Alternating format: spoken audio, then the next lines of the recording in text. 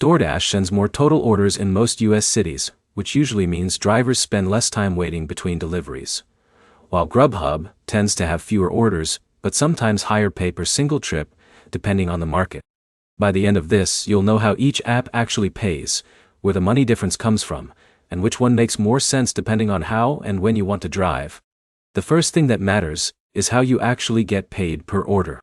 DoorDash usually shows you the total payout up front before you accept a delivery, including base pay, tips, and any promotions. That makes it easier to decide if the trip is worth your time before you commit. Grubhub also shows earnings up front in most areas, but the structure can feel more inconsistent because order volume and scheduling blocks vary more by location. Next is order volume, and this is where the real difference shows up. DoorDash generally has more consistent demand in most suburban and mid-size markets. That means more back-to-back deliveries and fewer gaps where you're just waiting.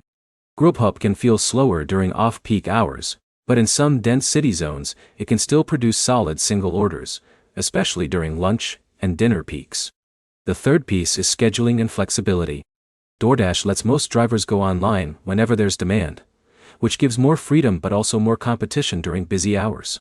Grubhub often uses scheduled blocks in certain markets, which can give priority access to drivers who plan ahead. That can matter if your area has limited delivery volume. Promotions also change the equation. Both apps use peak pay or bonuses during busy times, but they don't trigger the same way in every city. DoorDash tends to spread smaller incentives across more time windows. Grubhub promotions can be more concentrated, but less frequent depending on demand in your area. So the real answer isn't which one always pays more.